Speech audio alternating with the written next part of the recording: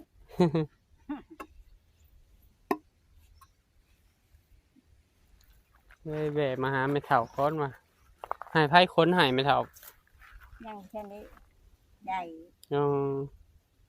ยังบุทันได้ยังได้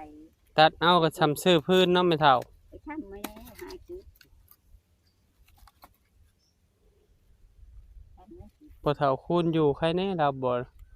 แล้วแต่สิหายก็บ่หายลายให้ค่าน้ำมูกน้ำมันของพี่น้องกันเองน้องเคยบ่นั่นแหละคือมันแค่นึงนี่มีแค่5พุ่นได้อันนี้เป็นแสนหาอีกจะคนครับจะขาโลดอีกมันบ่ไม่เท่าขาโลดก็ขาบ่รอตัดมาคือกับแค่เช้าอ๋อนอกจากยังมีการคิดแค่5เจ้าให้ไหมพอเท่าคูณเนี่ยมึงเถื่อหายแล้ว80 90เราก็เอาก็มาค้นซอยนะท้องมันพี่น้องกันเองอันนั้นเขาบอกเอาหลดแล้วบาทรถไทยเขาเพย์มันแป้งลายของหันเด้เขาก็บอกแบบนั้นแล้วโอ้ไก่ชีแล่แล้วเงินไม่เท่างามแล้วใส่ลูกติงแล้วแหละเป็นเทนคานทับลูกติงแล้วมือนี่หน่อย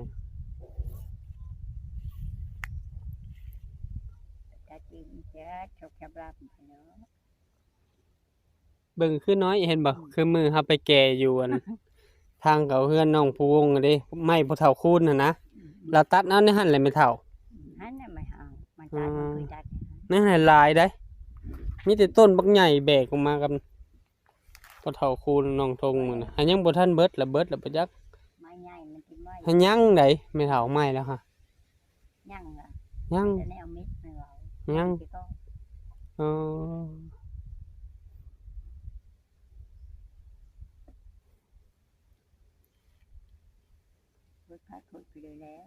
เขาก็เห็นนั้นพักมาสอนเก็บเอาบล็อกเศษบล็อกแล้วก็เลี้ยงไว้เลยฮะก็ได้นานนึงมันยังสิอ้อมหัวแน่นหนาและย่านงัวบ่ได้แล้วไม่ได้เรื่องหมูใหม่เลยบ่โคตรแล้วบ่พักนะเอางามมาเลยพักเจ้าก็จะนิ่งสิทางที่จะได้มาเผาโอ้ได้มาซบแตกอากาศหนาวเลยซบแห้งทำบริเจ็บแมวบ่ไม่เท่าบัดนี้นี่ยังเจ็บอยู่ไข้แด้พอไปหากินเอายอมันไม่อันนั้นหุ่นมันนะฮะเบ๊ะมันนักแก่โดยวันนี้ตาจับดีแล้วโอ้ ในหน้าก็ออกมาบ่หมู่วานเมื่อก่อนนี่ มาละวัน หาไปเห็นเอ้าไม่เท่าไปอัน เดี๋ยวหาพื้น นั่นบ่วะในหน้าก็บ่อยู่ไปเจาะเบิ่งใส่กุญแจ แต่กุญแจเพิ่งมีมา มื้อใดสิกองแล้วบอกเด้อจะน้อยไม้ใหญ่พัดเจ็บแอวได้ เช็ดแน่ช่องมีได้ นี่เฮายก เฮายกขึ้นให้ไม้น้อยเจ้าจึงคอยแซมเมา กัน มันไปยก เอามือได้ขี้เอาพื้นมือที่พื้นที่แก่เฮอ เขาก็แก่ของเขา ไม้นี่ไม้ปูพื้นอยู่แต่พี่ อ๋อเขาก็แก่ของเขา เขาก็แก่ของเขา ถ้าเขาบ่แล้วเขาก็บ่แก่ให้ เนี่ยว่ะ จักมื้อใดพ่อเฒ่าคูณสิมาใกล้แล้วบ่ ไก่คือที่ไก่ละที่เห็นมารอดมาคันมารอดมาคือมารอดแก่เฮอ อ๋อ การ รู้ ที่ สึก มาเข้าผีช้างเพ่นยันเพ่นไปหากินเบ็ด อ๋อวันนั้น เมื่อวันที่ วันอาทิตย์เพิ่นสิไปเล่นน้ำบาว อืม เพิ่นสิไปแกงเบ็ดน้ำปลาคอ แม่น่ะคือจะไปหากินเบ็ดล่ะ อืม ก็จะได้มาเผาแหละ เด้ มา อ พาเขา เด้อ โง่ที่มาแล้วบัดนี้ รู้สึกนี่ได้ไม่เท่า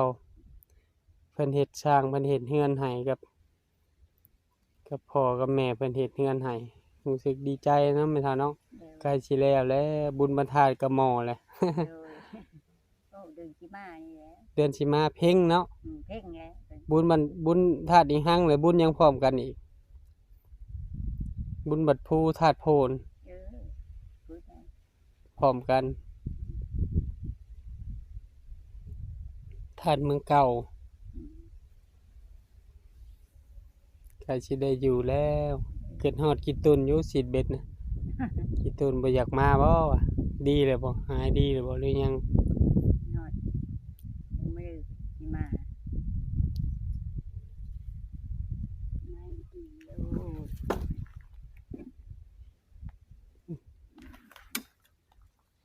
พุ่นเพิ่นก็เฮ็ดตูบแล้วล่ะตูบนางเล่น แล้วเป็น แนมไปงามได้ไม่เท่าเงินเจ้าเนาะ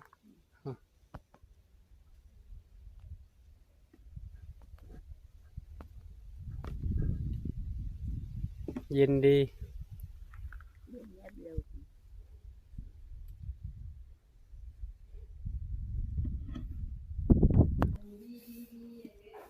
สบายดีสร้างวัน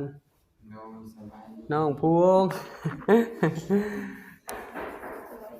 นี่ใกล้สิแล้วแล้วบัดนี้เหลือห้องเดียวนี่บ่ห้องนี้ก็แล้วล่ะบ่เฮ็ดสบายดีสาวหลานใหญ่นี่เพิ่นก็มานำเอาฟอยล์ได้ถูให้ถูได้ไหมนี่ใกล้สิแล้วแล้วเหลือบ่หลายถ้าก็กินข้าวเช้ากับหยังน้องพวงอ๋อชิ้นแห้งไปเบิ่งแสงเปลี่ยนข้างนอก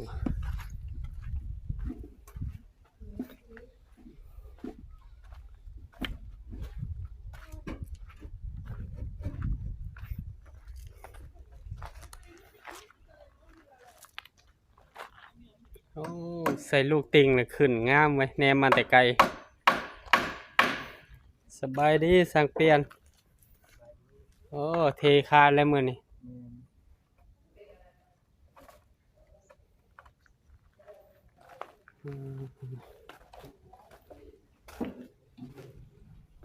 มันข้างในกันสวยงาม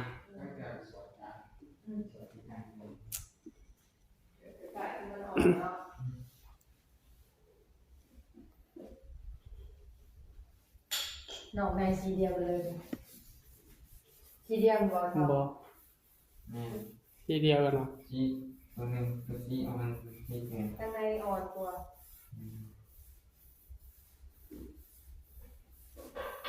เดินได้แต่คนจิขึ้นเลยมีหู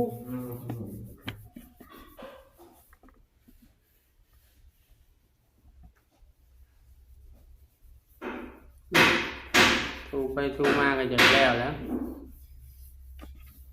แล้วก็เอาน้ำมาเช็ดด้วย เอาน้ำยาปรับผ้านุ่มมาถู ยาขัดพื้นแล้ว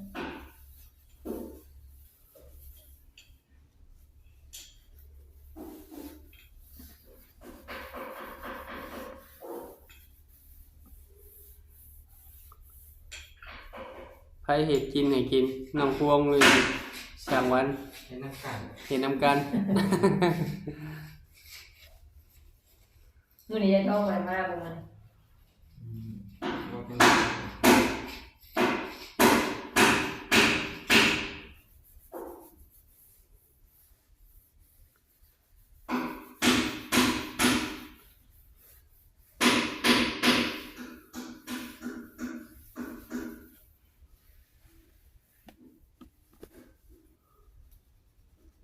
เช้าละใหญ่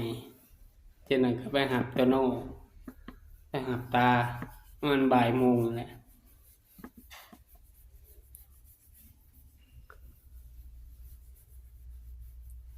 เอาละถู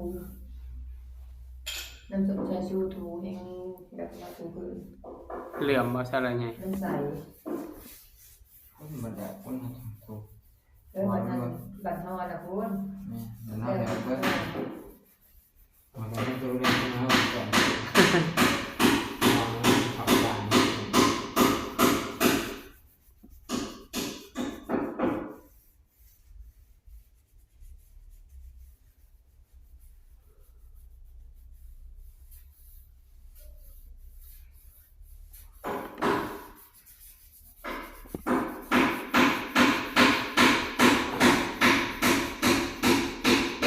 ใช่แรงๆเนาะก็บ่เห็นนะ อยู่ในห้องเลย พี่น้อง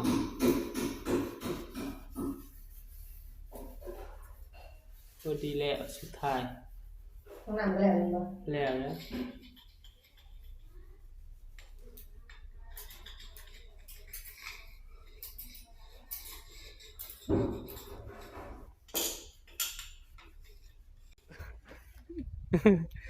เฮ้ยยังตะไหล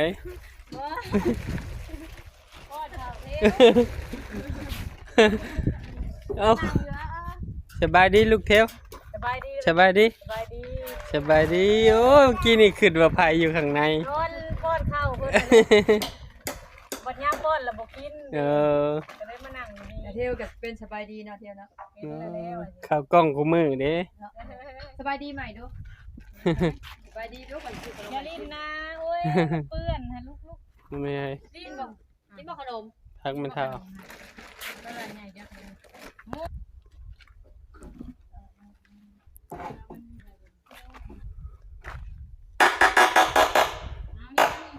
ไปแล้วบ่อยากหน้ามากบ่อยากไปแล้ว ข้าวบ่ยากได้แล้วเดียวเนาะ นี่ ต้องมาสิหวานบ่นี่ป้อนข้าวให้น้องกิน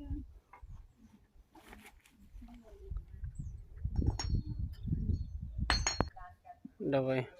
โอเค มาฮอดนี้บ่าวจะมั่มขอบุญขอบคุณพ่อๆแม่ๆ FC ทุกท่านที่เบิ่งคลิปบ่าวจะมั่มแต่ต้นจนจบโดยบ่ข้ามโฆษณาเพื่อเป็นกำลังใจบ่าวจะมั่มเฮ็ดคลิปใหม่ๆออกมาให้พ่อแม่พี่น้องนะครับได้ชม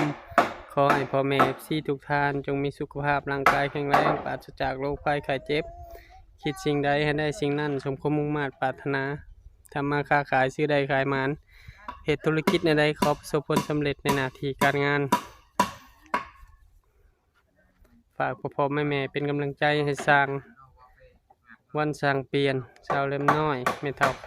ำให้บ่าวจะมั่มเนี่ยเด้อฝากกดติดตามกดไลค์กดแชร์อย่าลืมกดกระดิ่งเพื่อบ่พลาดคลิปใหม่ๆของบ่าวจะมั่มบ่าวจะมั่มก็สิขอตัวลาพ่อแม่พี่น้องไปก่อนเจอกันคลิปหน้าสบายดี